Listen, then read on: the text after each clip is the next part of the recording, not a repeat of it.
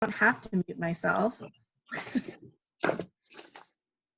On the top, no, never mind. I don't know. Uh-oh. Okay, so I think we should just get started unless for sure we know we're waiting for somebody, because I do have a lot of information and we're really supposed to take 1 hour, and I definitely have another appointment after this.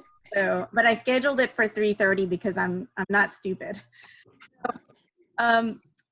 So the typical, so we're going to talk about conducting consults today, and the typical consult, especially the first consult, takes more than an hour, and it takes longer to talk about, you know, why we cover topics in consults. So it's going to be challenging for me to get this all in. I thank you all for muting yourselves, and just unmute yourself whenever you want to ask questions. As soon as you have a question, just go ahead and unmute and ask, because I'm sure that other people have the same questions. So I'm going to do something kind of daring today, and I'm going to try kind of using a PowerPoint, but because I think that it's probably stupid for you to watch my face the whole time, and then you can kind of understand better what I'm saying.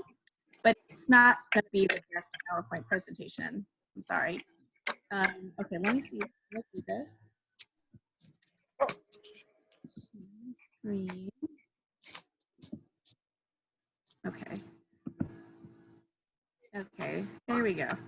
So today, talking about your consultations.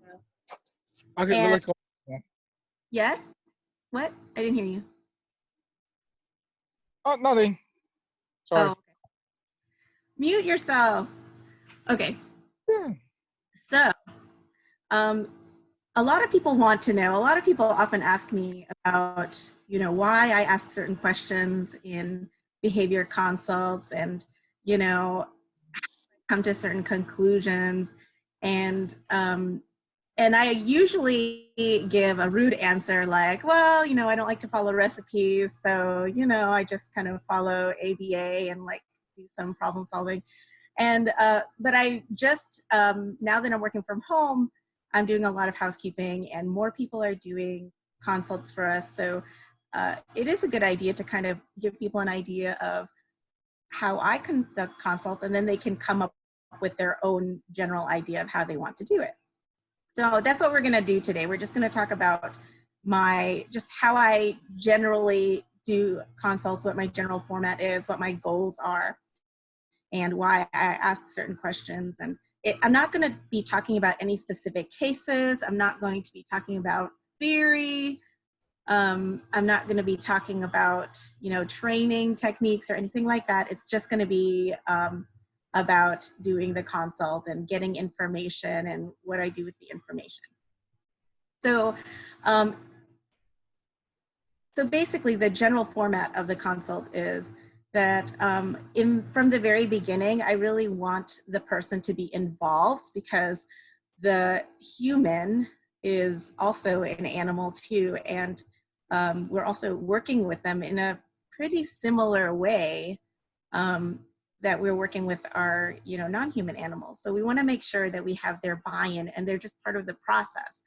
I'm not really the type of person who's going to say, do this, do that, and not give them any explanation, and not, you know, feel out how they feel about the whole process. So from the beginning, you want to set a collaborative environment for the person.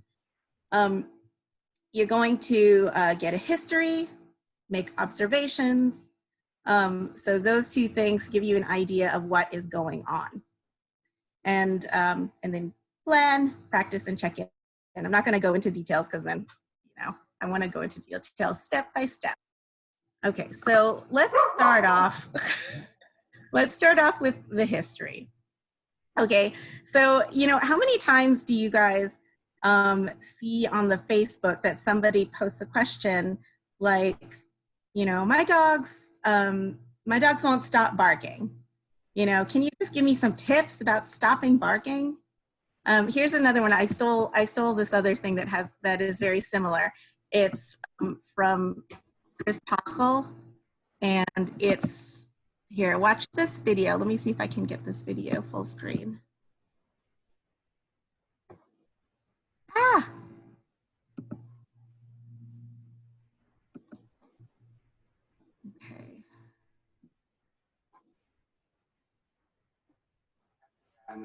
and jump on in. I can't get it full screen.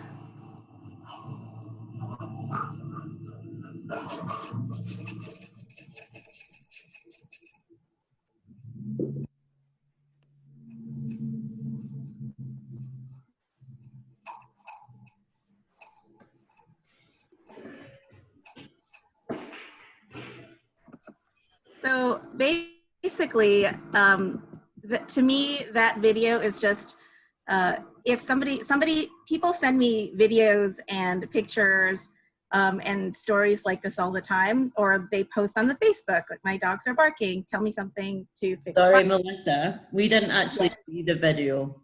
You didn't see the video, but I'm sharing my screen and it was right there. Oh, okay. So, okay, if I'm on screen sharing, walk me through this. And shouldn't whatever I see be on your screen? Like, you might have to minimize your PowerPoint because of the presentation features it has. oh, thank you, thank you, thank you. Oh my goodness. Every time there's something new that I don't know how to do. All right. Is that better? Can you see it now? No. Oh no, I don't know how to do this. I think if you press share screen, because I'm not seeing what you see right now. But do you see my like PowerPoint presentation when I put the PowerPoint? Yes, we can see that. I don't understand now. So usually in Zoom, when you share screen, it gives you an option to share one tab or like your entire screen. Okay. So you might have to choose whole screen. Stop that then. Stop share. Yeah, and then just go to share again and look for options that say like share whole screen or entire screen or something like that. Oh, thank you so much. Okay, so now. There you go. Suzanne, oh my gosh, I wouldn't even have noticed.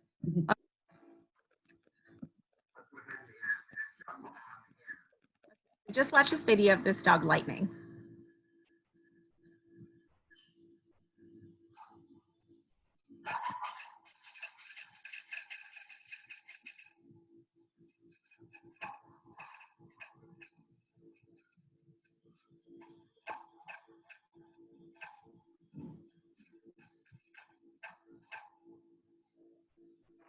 So if you guys have watched this talk already, then, you know, don't spoil it. But anyway, so it's very similar to the questions I get every day in my emails or in my like, you know, private messaging on Facebook or on the Facebook group about these kind of, about behavior problems, because a lot of people have behavior problems in their animals. But, and a lot of you do consulting. How many of you would be able to give some recommendations based on what you see on that video? You can, yeah, so I see some head shaking, right? Why not? Why can't you give them any advice about that?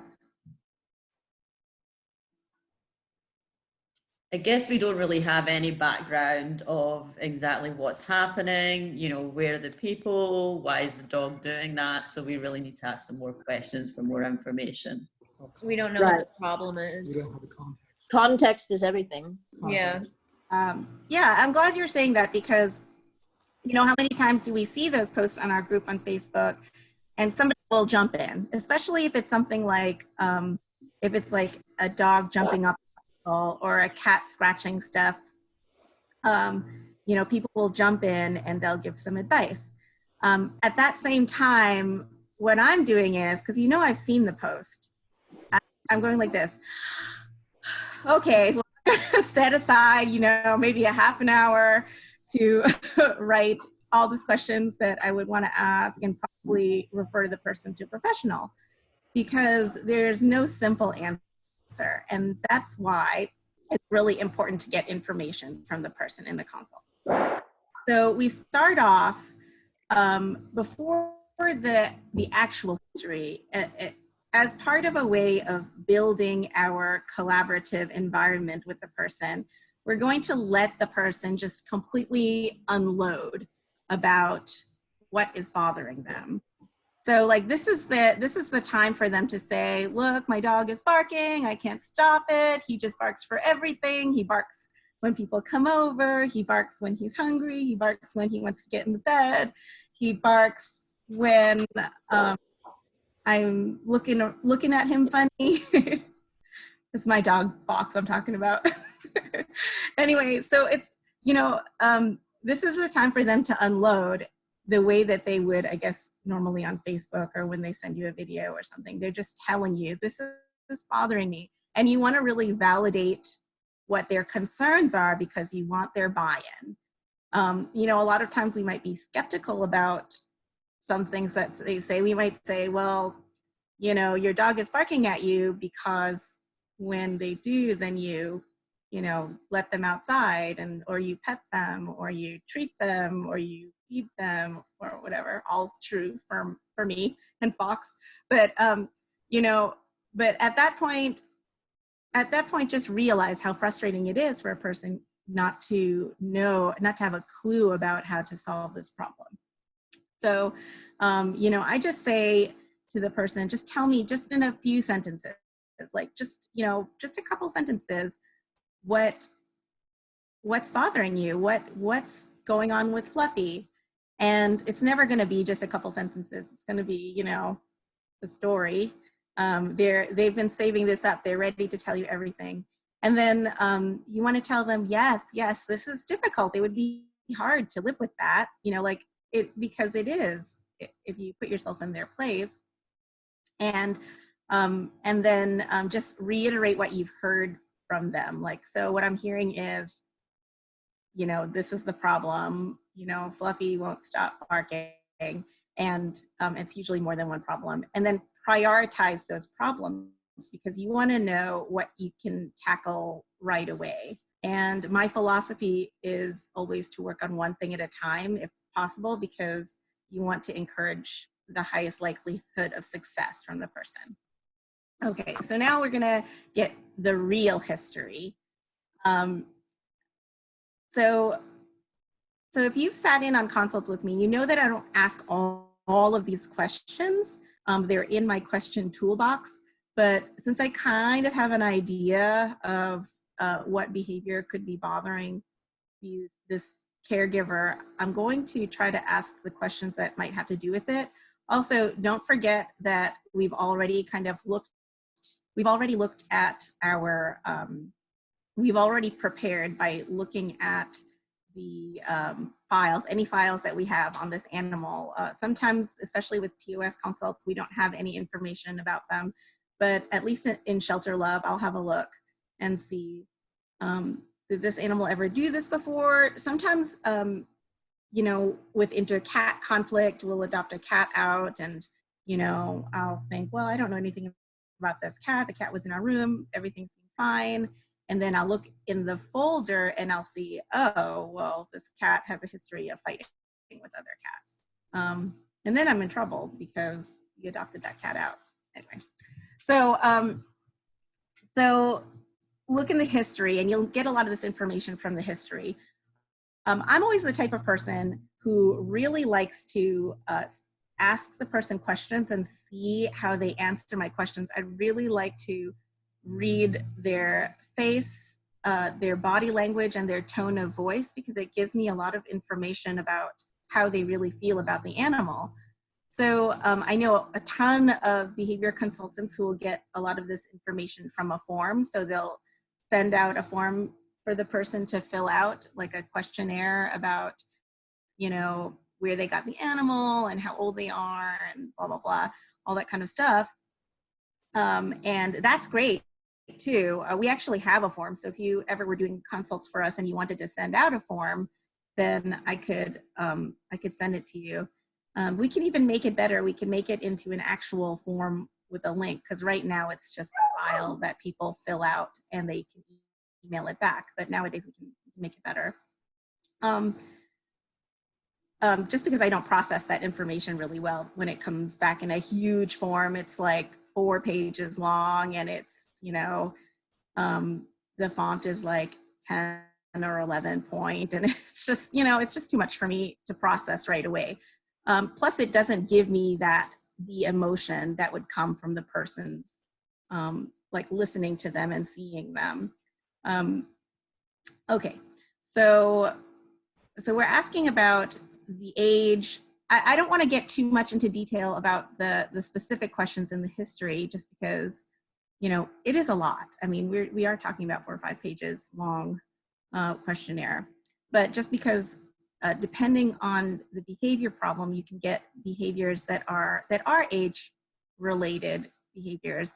Like I've had a run just in the past few months of adolescent cats fighting people, and it's not that it's necessarily age appropriate, but it's often something that we can expect from cats at that age.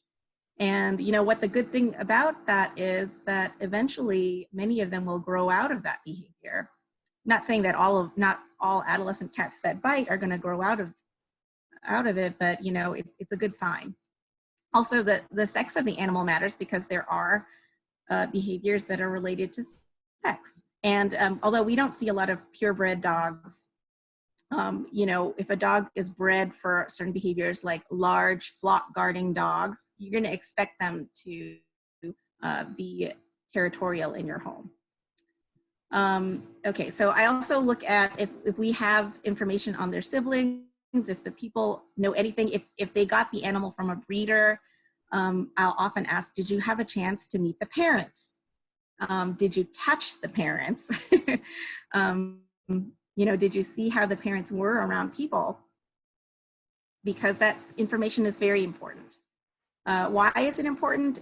It's because if the parents and the siblings all act the same, they all have the same behavior problem, then I'm going to be pretty concerned. I've seen cases like this, and I also know from the data that if there is a greater chance of genetic predisposition towards a behavior issue, then there's going to be a really small chance that you'll ever get over that behavior problem. You're looking at management for life in most of those cases. You're looking at medication possibly for more severe behavior issues.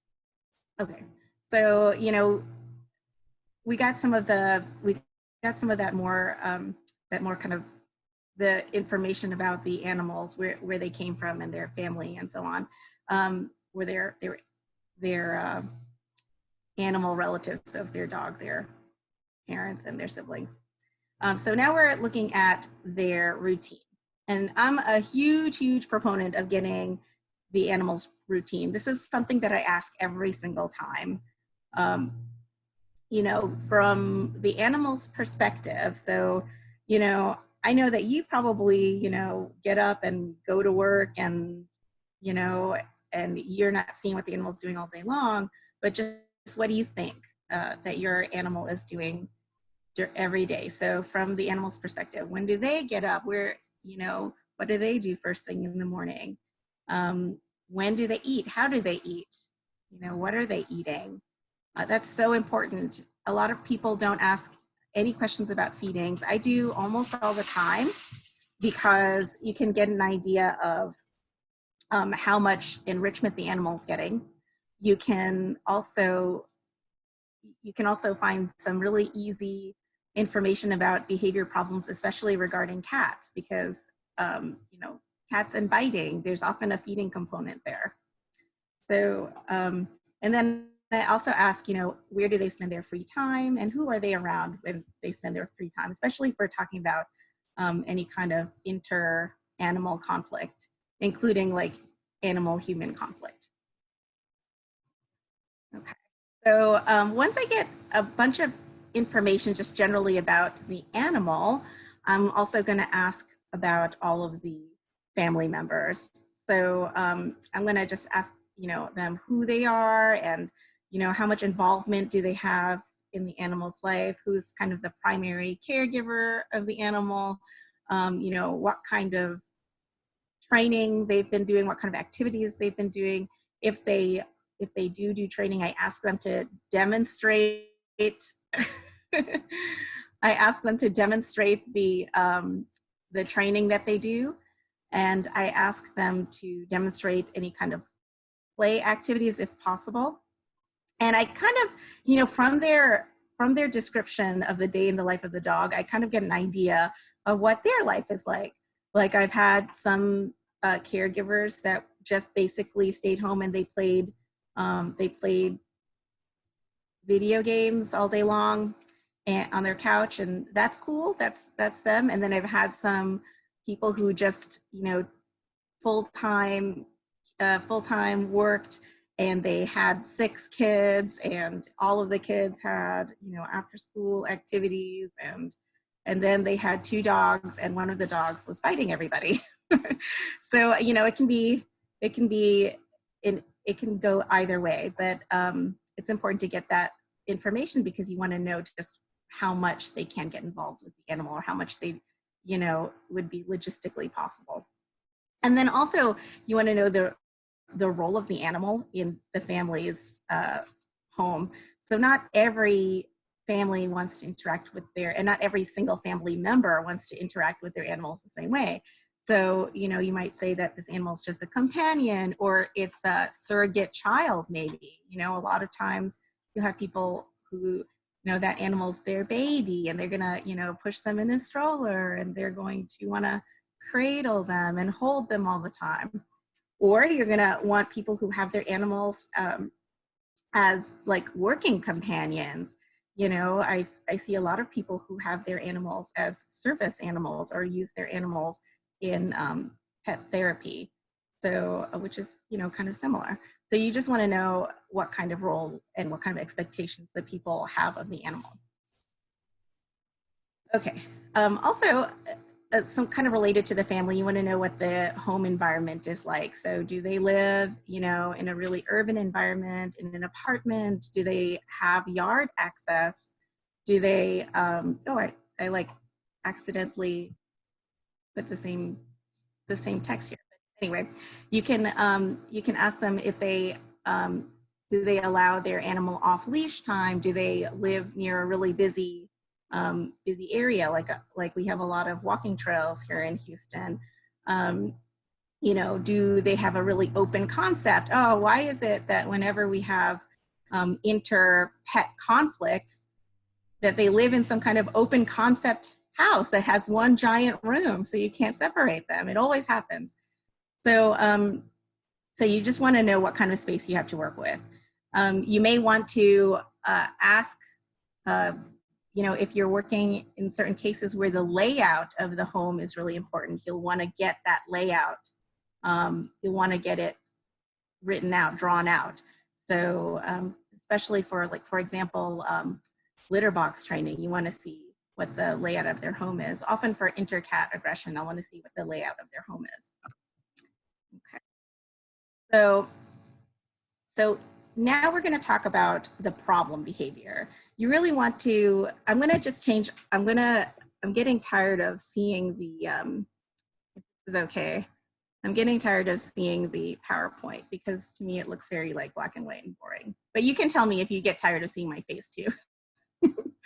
So anyway, so now we're in the juicy part. We're talking about the, somebody chatted here. Oh, okay, Joe. So we're going to talk about the behavior problem. So this is the most important thing. I have very specific questions that I ask about behavior problems because, you know, people have a very general way of talking about even the very own behavior problems that they're experiencing with their animal. So for example, I just saw somebody with a dog with huge behavior issues, but the caregiver was really only able to describe the behavior in a very general way, like, oh, you know, he keeps biting me, and he bites me, you know, really hard, and I bled. And then I'll say, okay, well, just tell me about, you know, tell me about specific instances where he bit you. And the person will say, well, you know, he just bites really hard and he bites all the time. So the questions that I ask are really meant to get specific information about the bite. So I ask, or not, it's not necessarily a bite, so I like to ask, when was the first time that you noticed that this behavior was happening? When was the very, very first time? And then I ask them, all the details about that. Like, who was around when it happened? Who did it happen to, if that's applicable? What happened before the incident? What happened after? So that's very specific information. And where did it happen? And then if there was a bite, I want to know, the severity of the bite. We do have so I go by the Ian Dunbar bite severity scale. If you guys want to see it here, I'll have it right here. 1 second. So while I was preparing for this talk, I was looking for a cat bite severity scale, and interestingly enough, there isn't one. Or, I don't know, you guys might know, but can you see this? Is this showing? Yes, we can see it. I don't trust it anymore. Okay, so so this is Ian Dunbar's dog bite scale, and we use it at the shelter too for our bite reports. And it's just to give you a more objective idea of how bad bites are. And it's so interesting that they don't have one for cats because the cat bite, because I've seen some pretty severe bites, like so level 1 is maybe like an air snap, there's not quite contact by teeth, and then level 6 is the person who was bitten died. And I've seen some level 5 cases, but the only case that I know that I've seen personally where a person almost died, guess what? It was a cat bite. It was more than one bite, but the person almost died from that bite. No matter how serious the attacks have been that I've seen with dogs, I personally haven't seen a case where the person almost died. Might happen, but so interesting. So that's interesting. Maybe that's something that, somebody should make the bite severity scale for cats. Okay, so I'm gonna stop sharing this. Okay, so I've asked that about the very first time, and I want to know, when that happened. Why do you think that would be important? Does anybody have an idea about that?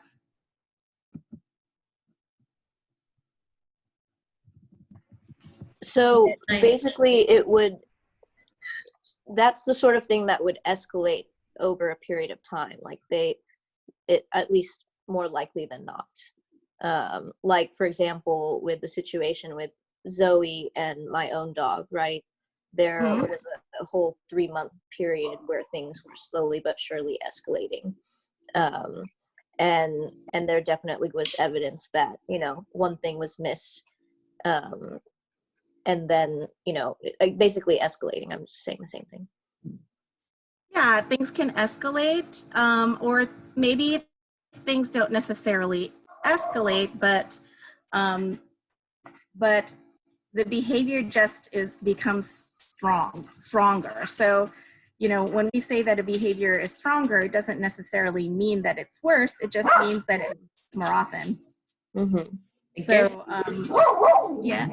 I guess the other part I was going to add is, sorry, is there a pattern there? Because I think that's, quite often people don't actually really associate that there is like a pattern there. And although the dogs or the cat's doing it in different contexts, it's perhaps related to the same pattern. Yes, absolutely. You're looking for a pattern of the behavior. You're looking for a potential antecedent, right? So you're doing two things here. You're assessing risk and you're also looking for a pattern. So, so that's why it's important to ask, you know, when the onset was, because you know how long it's been practiced.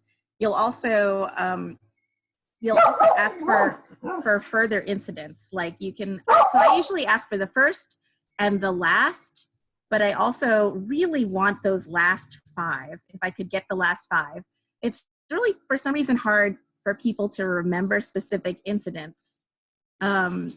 So, you know, that's very, you know, very unusual for me to get the last 5. I do remember one time seeing this, I saw a Doberman and I was just like, you know, just tell me the very last incident. And they told me that one. And then I said, okay, then tell me the one before that. It was a bite incident. Tell me the bite before that. Okay, they told me everything about the one before that. Tell me about the one before that. They told me everything, and it just kept going, and the dog had more than 20 bites. But the people remembered every single one because the dog was biting members of their family, so it was very memorable. Gosh, that was pretty rough. So yeah, so you get as many specific incidences as possible. This is so important to me. Like to be honest, when people are just telling me the general, like, oh, well, you know, he bites when he's on the bed, or he just bites, you know, he tends to bite like this or that. I mean, that's okay. But to me, I'm really going for the specific incidents. Okay. So one thing that you want to be very, hey, you know what, maybe I'll turn back to the PowerPoint, because I actually have a picture on this slide. So it's not that important, but since I went through the trouble of putting a picture on the slide. You want to be really careful, because everybody has like a story about their animal, and everybody's kind of labeled the personality of their animal. Like, you know, like Fox, for example, I would say that he's a very demanding and pushy guy. You know, you might say, I don't know, everybody's got something. Like you might say that it's a fearful guy. So I'm very wary, but I listen. You know, I understand people want to come up with that story about their animal because it helps kind of humanize the animal to the person. So just be careful, because those labels, they don't help in your behavior analysis. So they get in the way, because they're not going to help you solve the problem. One of the things that I often hear are, you know, my dog is stubborn. So I don't believe, never mind, my PowerPoint's not working, it's not changing slides. So I often hear that my dog is very stubborn, and when I hear that, my consultant translator starts worrying, and when I hear stubborn, it says to me that we've got to work on some novel reinforcers. You know, in my mind, actually, there's no such thing as stubborn. I mean, is there really a stubborn animal? I don't know. I don't think I've ever come across a single stubborn animal in my life. That's what Sherry says all the time in her class, that there's no such thing as a stubborn dog when she does the manners class. Yeah, or stubborn cat, or stubborn anything.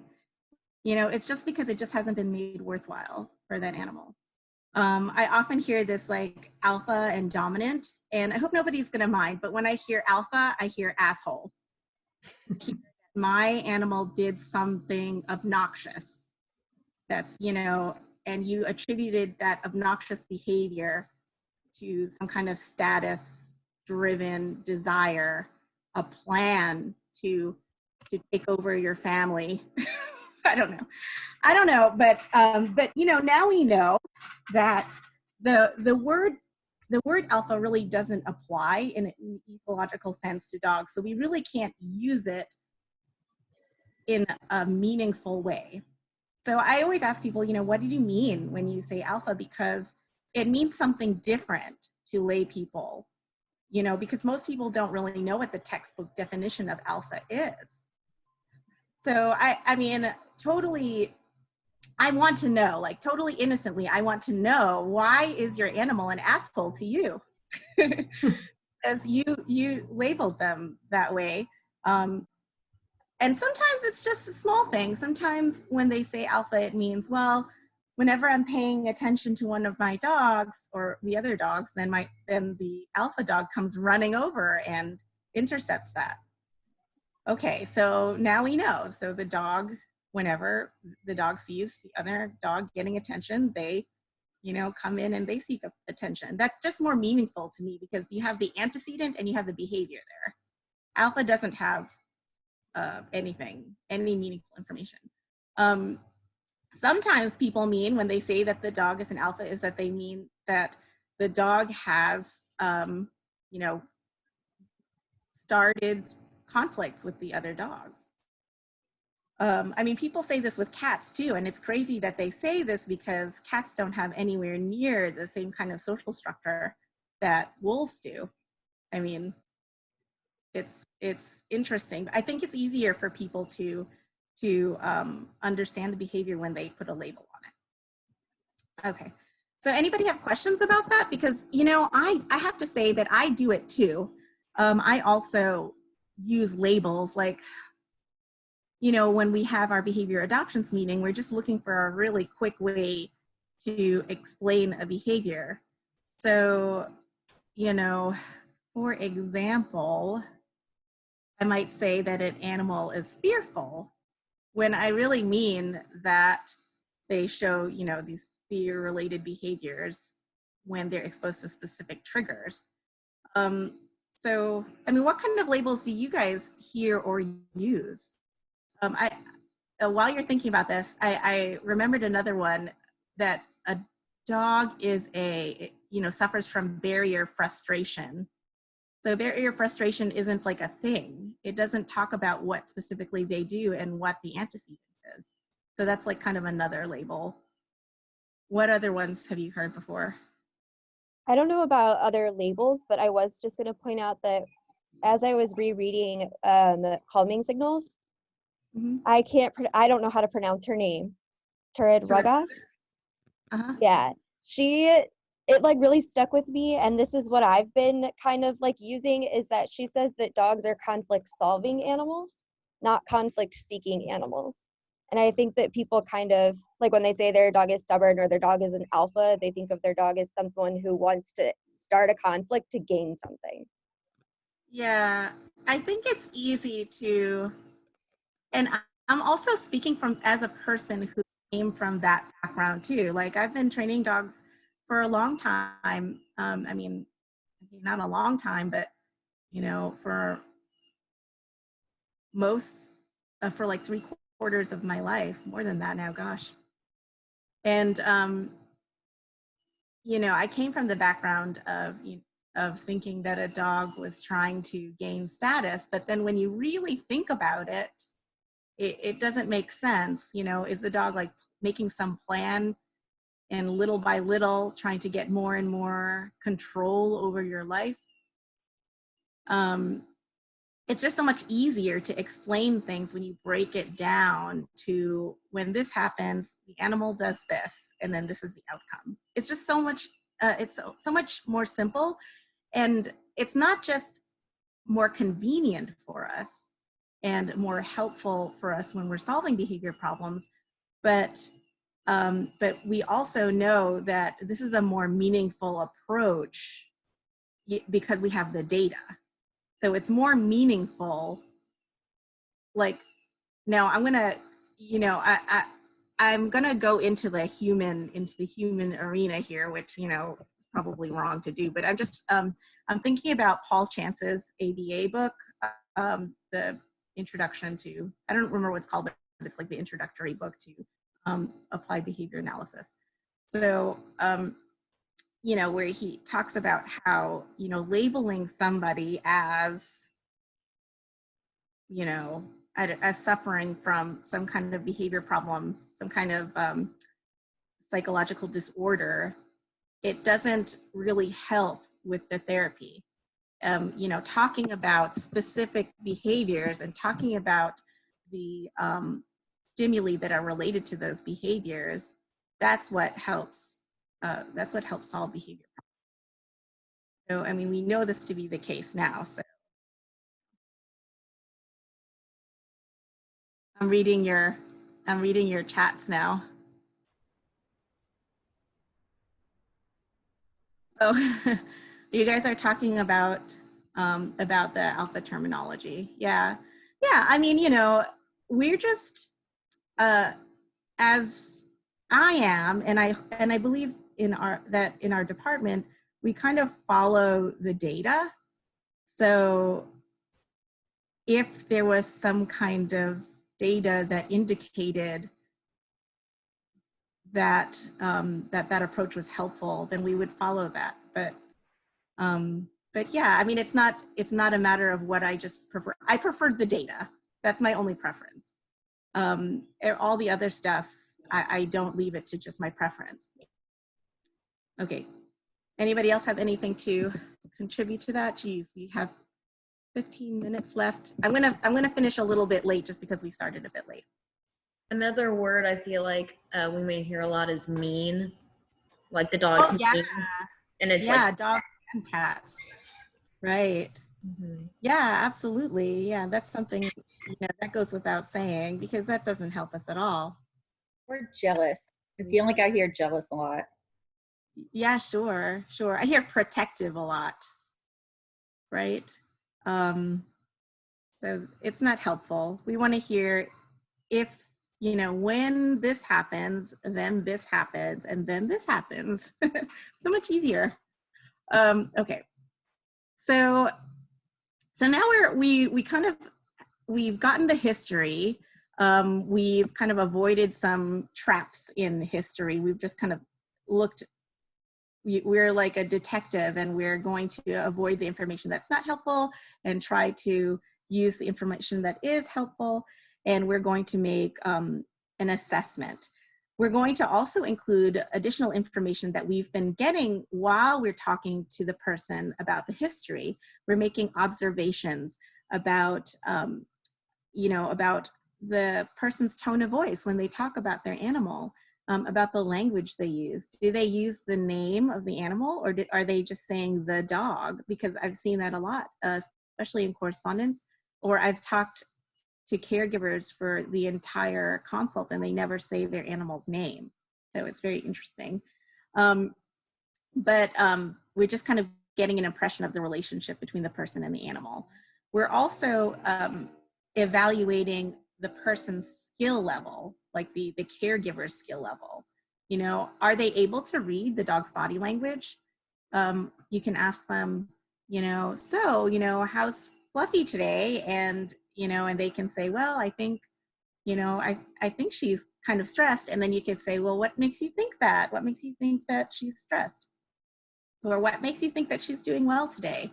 And then you can get some information about whether you need to give the caregiver a little bit of education about animal body language. You can watch how the caregiver handles the animal.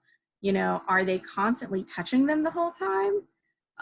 Or when they train or play, you've given them a chance to demonstrate their skills, and you can get an idea of how well the trainer is able to handle the animal.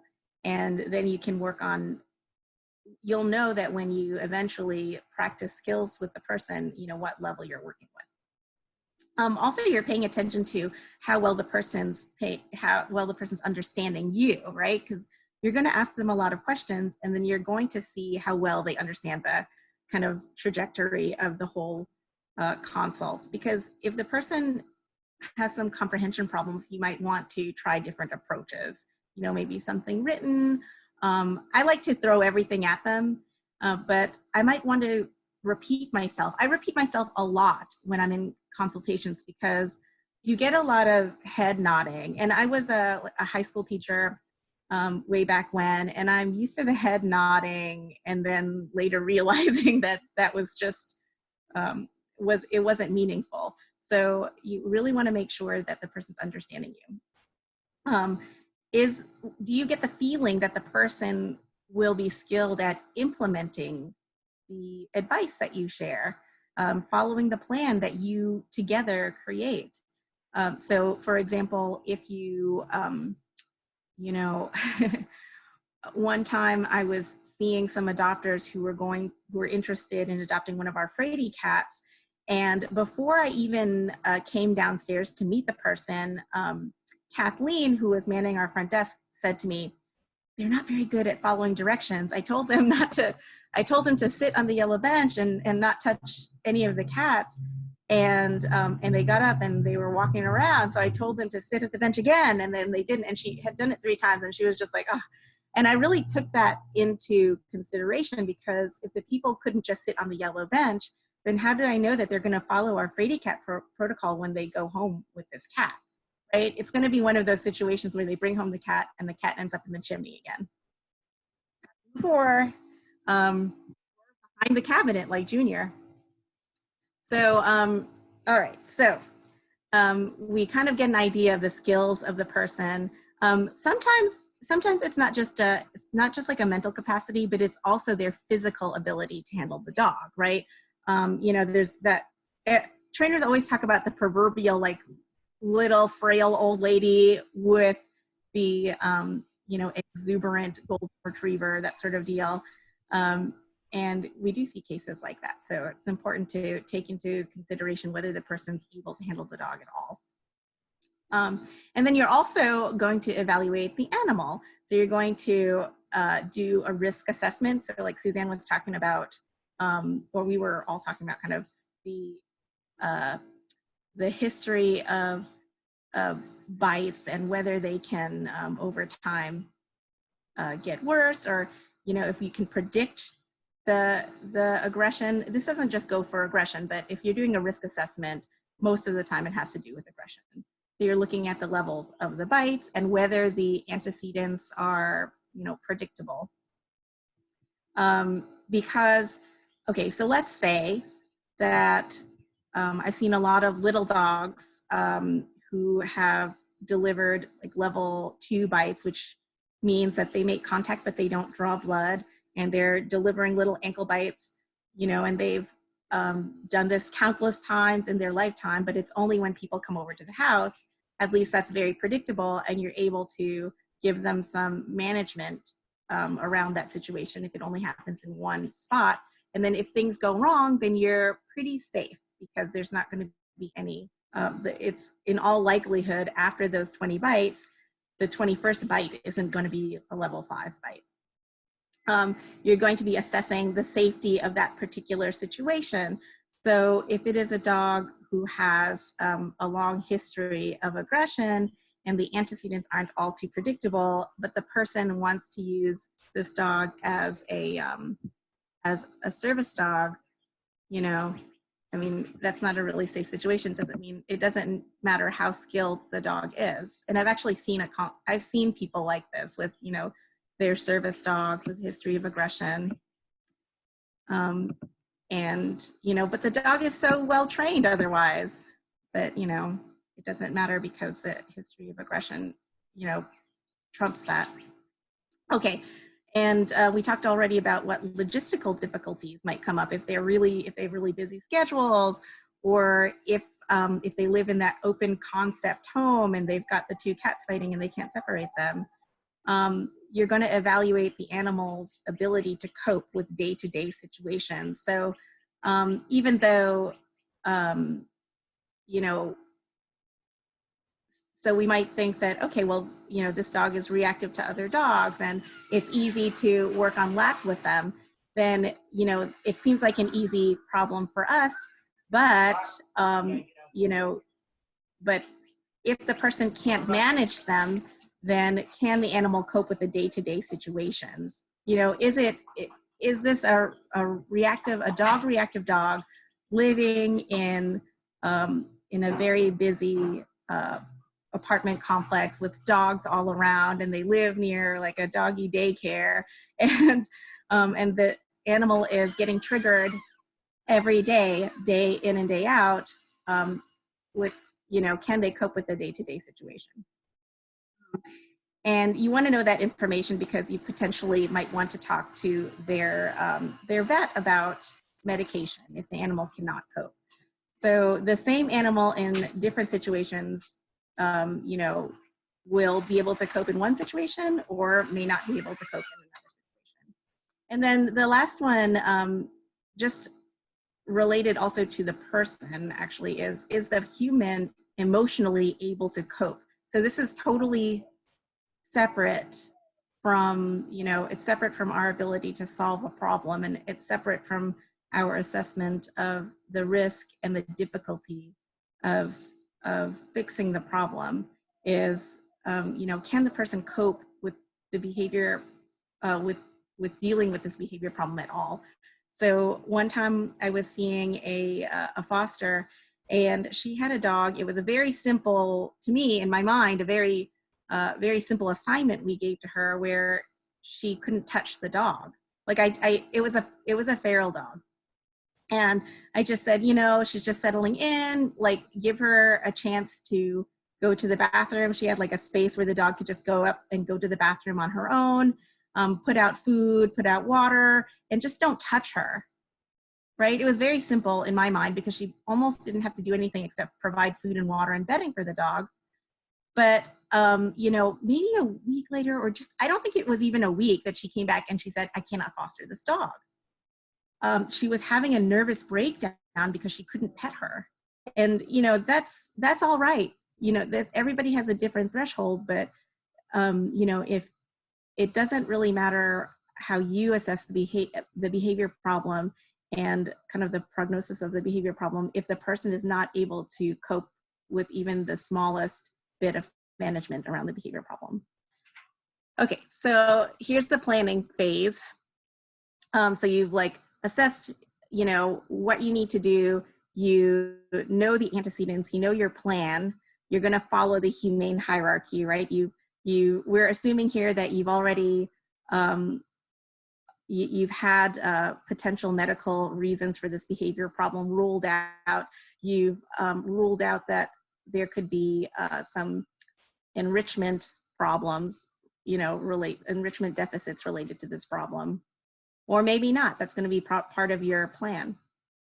For every step of your plan together, you want your person to understand why you're making these recommendations to them, and without using like crazy, you know, you're not going to use the crazy learning theory words or, you know, terminology, jargon. You're just going to try to help them understand, because that's critical. I can't tell you how many times I've seen people in consult and they've already seen trainers before. And I ask them, well, you know, what did the trainer tell you to do? And they'll say, well, the trainer told me to have my dog lie on a mat. And I said, okay, why? And they didn't know. They had no clue what this training was for, right? So are they going to do it? No, I wouldn't do it. I wouldn't do something if I didn't know what it was for. I'm sure some people would, but I'm just that type of person. If I don't know what I'm doing something for, I'm not going to do it. So that's super, super important. Get them on board. And okay, so here are the different parts of the plan all the time. It's always this. It's always management. So figure out, you know, what you can do, what the person can do to change things about their lives so that the animal doesn't practice the problem behavior. So, and first thing is think about safety concerns. So you've done your risk assessment. If there are any safety concerns, that should be your number one priority in management, because now this animal is under your watch. And if somebody gets hurt, you know, you were the person seeing that caregiver at the time. So you really want to be clear that, so for example, I'm seeing somebody with 3 dogs that are fighting. Well, there are 4 dogs, but 3 of them are fighting. And one dog has been sent to the hospital several times. And I told her that just to be honest, it's super dangerous just to have all those dogs in your house and not be able to keep them apart all the time, because this is, you know, an extensive history. So you just have to be very blunt about what is and is not safe in the home, because you don't want anything to happen under your watch. And then there's just regular environmental management. So, you know, changes in the home, baby gating, separating animals, you know, walking them at specific times, feeding them at specific times, and then what kind of equipment you're going to use with them. And then, you know, you're going to train them to use the equipment. You're going to give them written information about using the equipment too, and talk to them about why they want to use that equipment. And then you may want to match this, the caregiver and the animal with some appropriate support. So, you know, for example, if I think that an animal might need to be evaluated for wellness, I might send them to a vet. I might send them for a second opinion, and I might even send them for a third opinion if I'm feeling weird about it. So I've, you know, for example, I probably told you guys some of these stories over and over. I really apologize for that. But, you know, I was seeing a cat for a really long time, inappropriate elimination. She'd seen 2 vets. One of them, you know, both of them said that the cat was fine. And so I kind of just, you know, trusted that and went along with it. After a few sessions, I got this feeling that this isn't normal. The cat was having soft stools every single day, a couple times a day. And it just didn't strike me as normal. And both of her vets said that it was fine, right? So I asked Erin for a recommendation for a really good vet, and she gave me one, a really good cat vet. And then I forwarded that information. I was like, please, you know, we've been working on this for a while. I just have this feeling that this isn't right. I talked to the manager too, because I'm not a vet. And even though she's not a vet either, she said that she would get it checked out. And I was like, I know it's expensive, but can you please get a third? Can you get a third opinion? And, you know, she did. I was really lucky that she did. And it turned out to be hypothyroidism, which, you know, in retrospect was so, you know, it's like, duh. I don't know, like after I look back on it, I was like, okay, she's older and, you know, it made so much sense. But anyway, so when you do enlist help, so aside from a vet, you might enlist help of a dog walker. You might get another trainer to help you out. Like, let's say you've got a large caseload and you need somebody to just kind of carry out your training practice with that person. Like that person, you know, may be a little bit, may need beefing up on their training skills. So they might need extra help with that. Just make sure that every team member is going to have the same message that you do. So like really, you know, use people that you trust and know really well. And like, you're not going to refer them to a vet who's going to be like, oh no, you know, I don't know, like if you, who's going to be like, oh no, there's nothing wrong with your dog, when you think that you want somebody who's going to be on the same page with you, because otherwise you're not going to, they're going to kind of work against your plan, and, you know, it's not going to be really helpful. So I've really made it, I do have special team members, like I have go-to vets that I recommend if the person doesn't have a vet, or if I suspect that that person's personal vet might not be open to, you know, might not be open to behavior therapy, because some people are just against it. Some people think that, you know, those vets might also think that might be kind of old school. They don't believe in behavioral science. So, you know, I just want to have somebody who's very, very behavior friendly. And I make sure I have my little team. So it's good to foster a team before you start seeing consults. Okay, so you're going to make sure the messaging is the same for all your team members that are working together here. And then, you know, before you start doing anything, before you start planning anything, you're going to make sure that it makes sense to the person, that they're able to do it. Like really ask them more than once. Are you able to do it? You know, does this fit in with, you know, with everything, you know, with this history? Are we all on the same page about this? And is this something that you want to do? right? Like I was seeing Veronica recently, and her caregiver was having some trouble on different fronts. Like I don't want to get into it too much, but I sent her a form to fill out to keep track of incidents of problem behavior. And I really love the form. It really helps me keep track of, you know, the pattern of behavior and what the person is doing with the animal. Anyway, I thought it was pretty easy. It was a multiple choice form. And then in the next session, she said, you know, I didn't fill out the form at all because it was just too much scrolling and too many drop boxes, and I just couldn't do it. She didn't even do it once. And I was like, okay, that's cool. You know, that's fine. Thanks for giving me that information. And I went back and I changed it. So it's like basically yes or no. And it's very, very few questions. And then she didn't fill it out still, but we're still working on it. We're still working on it. I mean, I bet maybe she doesn't even want to click on it.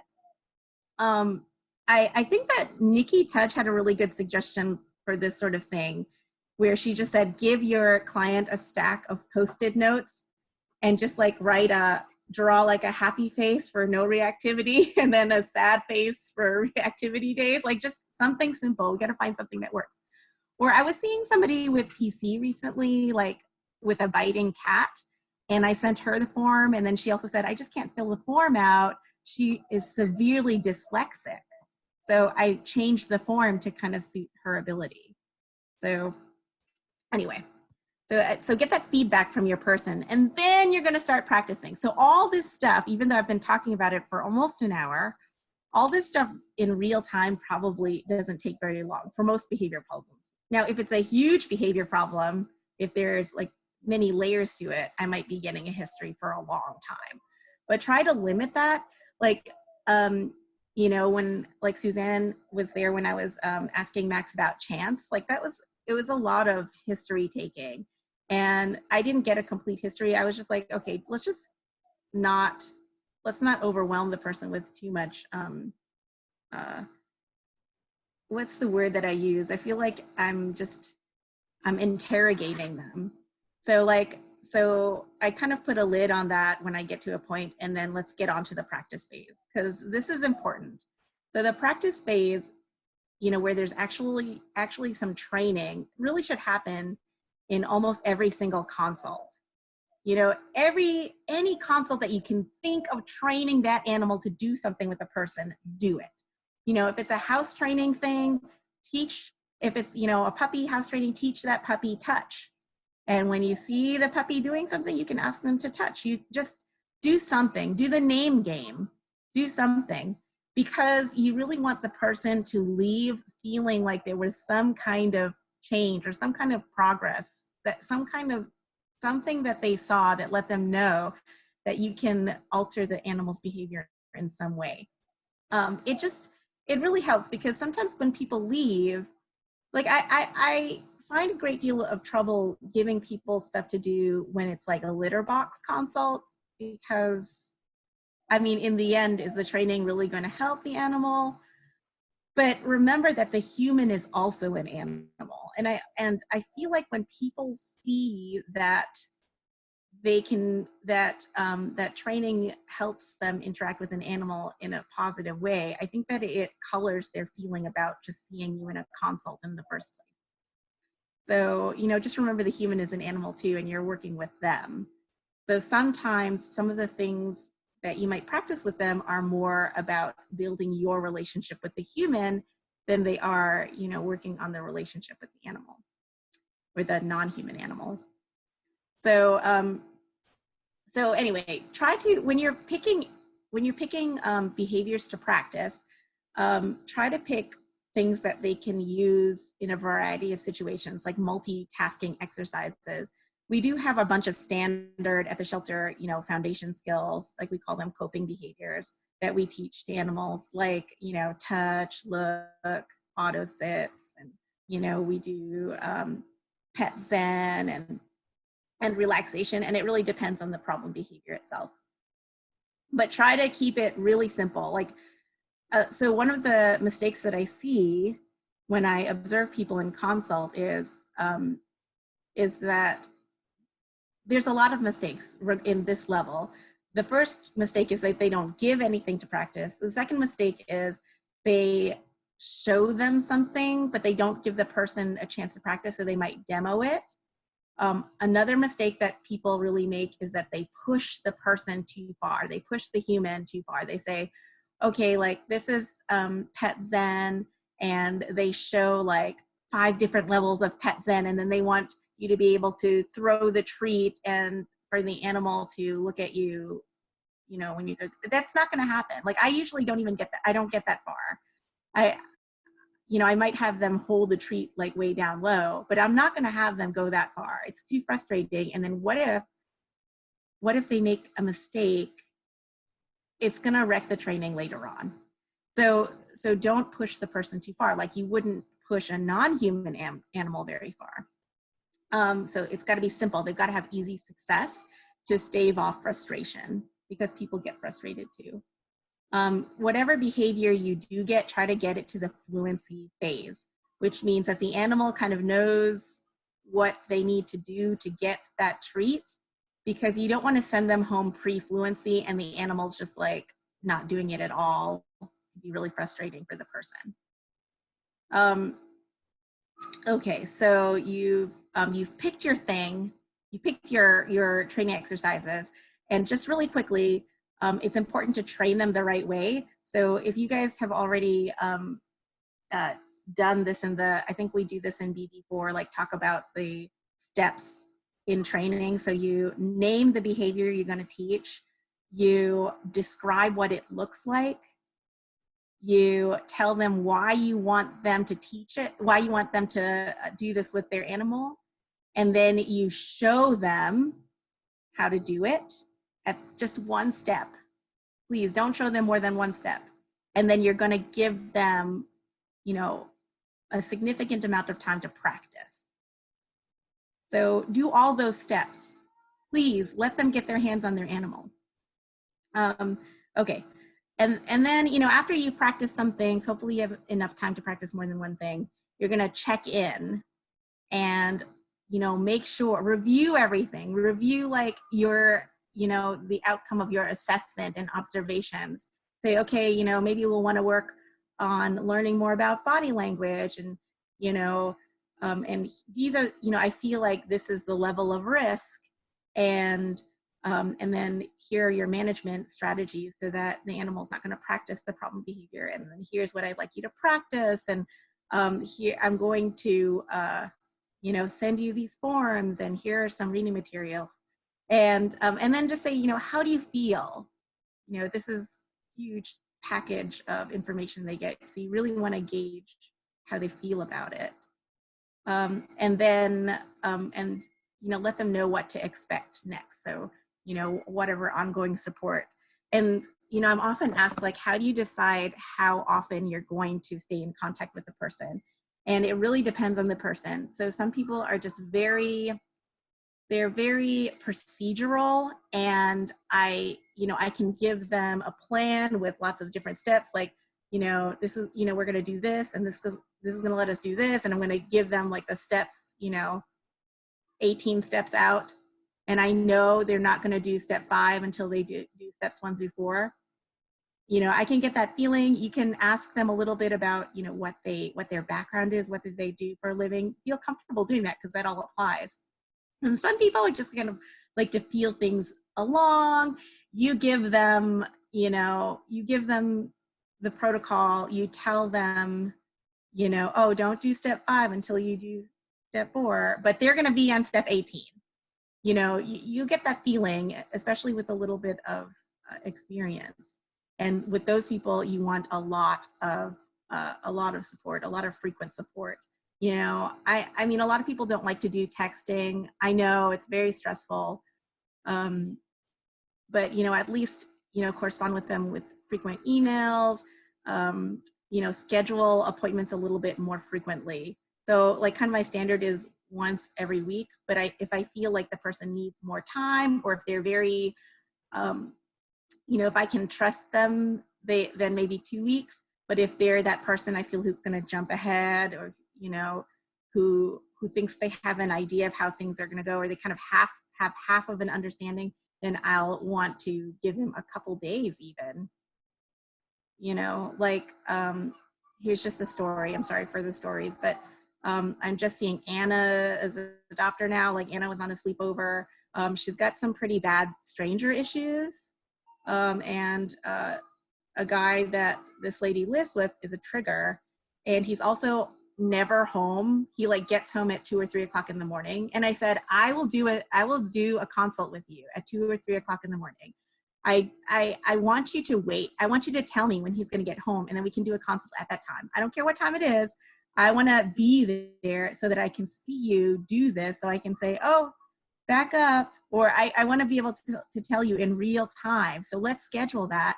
And then I get a text, you know, in the middle of the night saying that, oh, well, you know, he came home at 2 o'clock and, you know, we tried what you said.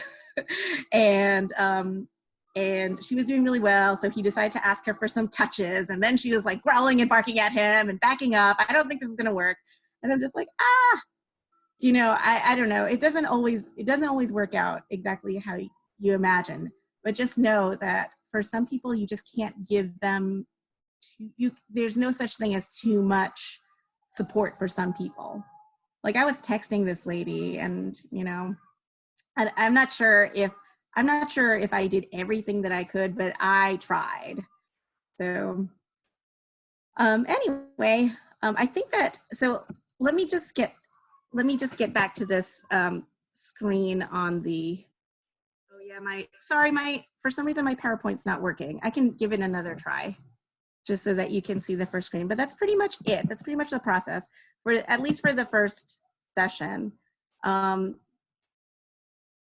you guys have any questions or any thoughts? Anything that you feel like I could have covered more of? No, I think that was pretty comprehensive. Let me see if I can get this thing to work. It's on. Can you maybe like share that PowerPoint with us later? Absolutely, absolutely. I just, you know, it's not much. It's kind of boring. Or you know what? Maybe I can just give you it all in one sheet. Like, I could get all the text together and just give it to you in an outline. Yeah, I just didn't like ask you to do more work. I hear a bunch of people talking. No, now nobody's talking. All I was saying is I didn't want to ask you to do any more work. Oh no, yeah, totally. That's fine. I don't mind doing that, because it'll get everything in 1 or maybe 2 pages so that you can see it all. I also I didn't really show you because I was rushing. Let me see if I can get this thing to show you something else. I'm getting better though, right? I'm not like as bad as I was the last time with this thing. Let's see. I think you're much harder on yourself than we would ever think. I think you're doing perfectly with the app. I'm trying to find. So just needs a more frequent reinforcement schedule. Maybe. Let me see if I can find. I'm trying to find. Oh yes, see, I had like the different forms here that I was going to show you. So here's this like isolation distress form. If you guys want, oh, I sent this one to Katie before, but like I have kind of standard formats for certain behavior problems like biting. You'll know which ones that I see the most often because I'll have a lot of those. So this is the isolation distress one. So Melissa, right now we're looking at your email. Oh. Oh yeah. Whoops, I hope I didn't badmouth any of you. I don't know how to do this. Okay, I'm gonna just share the regular screen.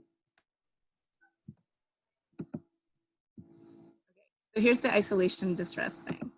Yeah, I can see it. And then here, I also made one. Let me see if I can find it. I made one for just a general here, like a general case history one. I think this one might be annoying for some of you. It might be useful just to remind some of you about what questions to ask. So it's just a general case history thing with a lot of the questions that I normally would ask. And you don't have to ask all of the questions. They're just, just a reminder of questions that you could ask. And then the nice thing is that when you get all this information from your consult, you can it's handy and it's available for you. If you wanted to apply for IAABC canine dog, certified dog behavior consultant or certified cat behavior consultant or certified animal behavior consultant, they want to see your case studies. So this might be a handy way to keep all that information all together. So I tried doing it in Shelter Love and it was pretty hard. But if you want me to share that with you, I can share you the link to this. And you can probably think of a better way to do it because there's a lot of ways that you can put in questions in the Google files where it lets you organize your data better. Like for my bite cases, I have it in such a way that I can track the rate of incidences of bites. So I can see over time if the number of bites are going down or up or staying the same. So anyway, if you want this, you can let me know. I have to go in 10 minutes. So if you have any questions or anything. So Melissa, I guess I have a question, but it's more about kind of the process. So I know that you said we keep in touch with the person that we're seeing. And do you want, do we copy you on the emails? And also, do we kind of track it in Shelter Love? Would we put notes in Shelter Love and how much info would we put in there? Yeah, so ideally you would, if you were seeing consults for Friends for Life, and we're actually looking towards opening up more TOSs. We were limiting the number of TOSs, but now that we have more consultants who might be interested, we're opening up the possibility of doing more TOS consults. You would CC me. I would really wish I could sit in on more consults, but I kind of like to see that consults are going, and I might be able to offer feedback. I'm making recordings of consults that I see if I see them on Zoom, or WebEx or whatever. Making recordings of them because they're really interesting to see, and you can send them to your caregiver so they can remember all what you've said. And then I usually take my notes from the consults and put them in a behavior map. Hey, Melissa. Yes. How can I be part of Shelter Love? Because I keep hearing that we should be logging things, and since I'm doing that consult with Marie. Yeah, I can definitely get you an account on Shelter Love. Okay, thank you. Yeah, I think anybody who's doing consults is probably a good idea. But the problem is that she's a TOS. I have to. Yeah. We're in limbo about opening up Shelter Love accounts for files, data files for people who are not, for animals who were not in the shelter. Okay. So I'm not going to be logging. I'll just CC you on everything we do. Yeah, I think you can for now. But I'm going to talk to Evelyn and see what's going on. I think that was just it was going on in a weird time with some changes at the shelter. So I'm just going to put on my to-do list to get you an account. Thank you. Anybody else questions? So what the plan was to, for the next couple weeks, talk about specific types of behaviors, behavior problems. I hope that it can fit in with this consult talk and how you might address consults for specific behavior problems. And so we'll talk about, when the person comes to you with a specific problem, what are, typical causes for that problem, and typical types of management recommendations and exercises that you can do, kind of a cheat sheet. I've always been the type of person that I was really hesitant to do this because I really I feel like I value the problem solving I'm worried that a recipe would be a crutch and it would lead to poor problem solving skills. So, but I'm happy to do this if it helps people kind of get started. I know that there's a certain amount of fear involved in starting your consulting, because I do remember, back in the day being kind of worried about, I don't know, giving bad advice or not knowing what was, I don't know exactly what I was afraid of, but it was scary in the beginning. Any more questions? I've got a lot of consults today, coincidentally. I guess maybe a comment that I have, I don't know what other people think, but I think, when we're doing consults, that the enrichment part is such a big part of it. And, the more consults I do, the more apparent it is. And even if it's not directly related to the issue, it's always, I think, helping them to understand what enrichment is and how important it is always. Oh yeah, there's like not a single consult that I see that I don't evaluate the enrichment that's going on for that animal, because it's going to take a lot less knowledge and skill to be able to implement an enrichment plan for that animal, and you get a lot more bang for your buck with enrichment than with actual behavior modification and training. So yeah, that's and most of the time people aren't giving their animals enough enrichment. I just didn't want to, I didn't want to spend so much time talking about it, just because, enrichment is like huge topic. You could talk for 2 hours just on enrichment. So, I mean, maybe we could just do a talk about that. I wonder if we could get Christine McWilliams to do her talk on enrichment. It's a really good one. I'm not just lazy and not want to talk. All right, guys, I better go because I've got my consult. Thanks so much for showing up today. If you're, if you're interested in learning some different things, if there's some kind of topic that you want to hear about, let me know, because it's something that other people might be interested in hearing while we're quarantining. We can come back and all be total behavior geeks. I expect everybody to come back and TOS consults every single day. Thanks, Melissa. Actually, Sounds I good. want to say, like, one of my dreams is, so in our staff meeting yesterday, we were talking about how the economy is suffering, and, people are losing their jobs, including a lot of our caregivers.